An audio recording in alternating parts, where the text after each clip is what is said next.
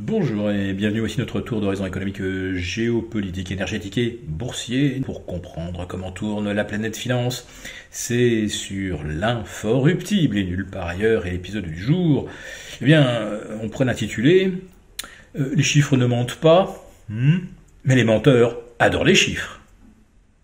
Alors ces chiffres, vous vous doutez bien que je vais vous parler de l'inflation, publiée hier aux États-Unis, puisque cela a littéralement euphorisé les marchés, propulsé le Nasdaq 2,3% plus haut, à 1,7% de son record annuel. Et voilà plus 12% repris entre 12 006 et 14 100 en l'espace de 12 séances.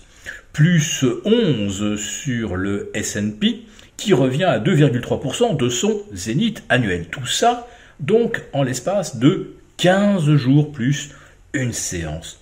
En fait, on a l'impression de revivre le même épisode de hausse avec la même intensité du 14 au 30 mars 2022.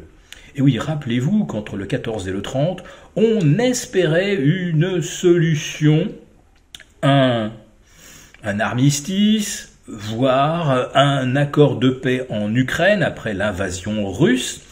Et cette anticipation était alimentée par plusieurs rumeurs, et notamment celle que Erdogan allait réunir Zelensky, les autorités russes, et qu'on était proche d'un accord de paix, alors que les Russes étaient alors aux portes de Kiev. Et puis cet accord de paix avait capoté le 31 mars parce que Boris Johnson avait émis un veto, niet, la guerre doit continuer. Alors était-ce sur l'injonction du Pentagone et de la Maison Blanche? On imagine mal Boris Johnson aller tout seul torpiller un projet de paix. Derrière, les marchés avaient rechuté lourdement.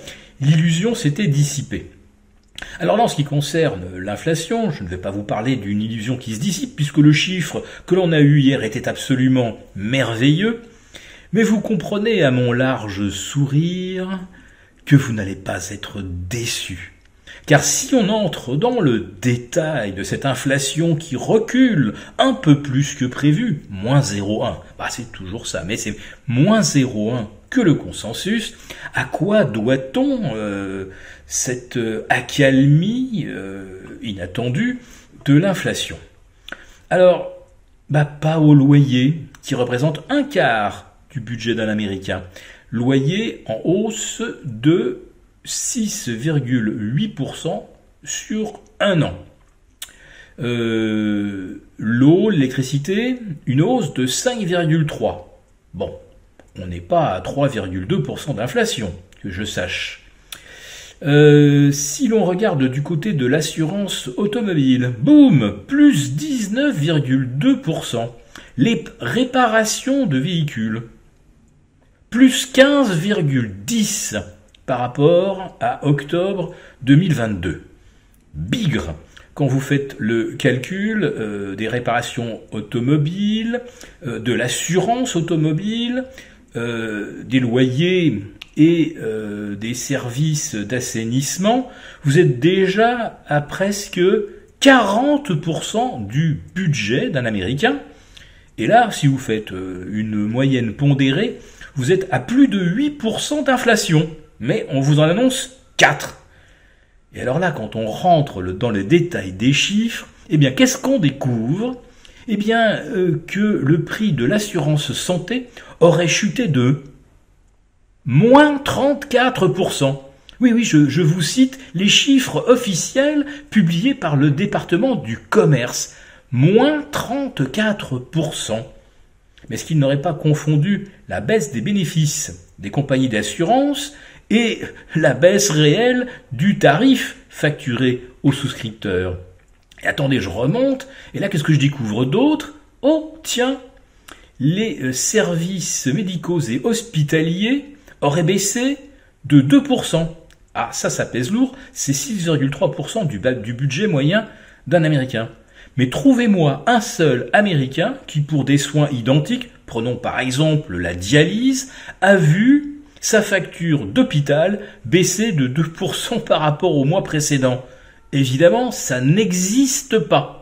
Et puis on voit également que les médecins, soucieux de préserver le pouvoir d'achat des ménages américains, ont réduit le tarif de la consultation de moins 1,2%.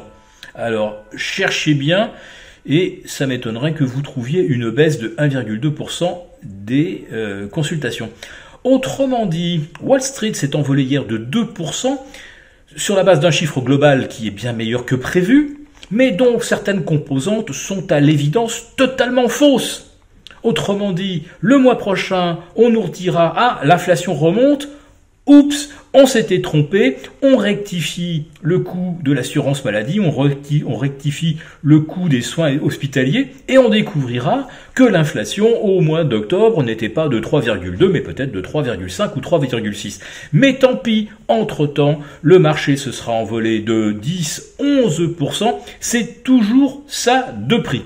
Alors après ça, vous allez me dire, oui, je suis mauvais joueur, je cherche des excuses pour expliquer pourquoi on n'a pas bien vu venir cette plus forte hausse des marchés depuis la mi-mars.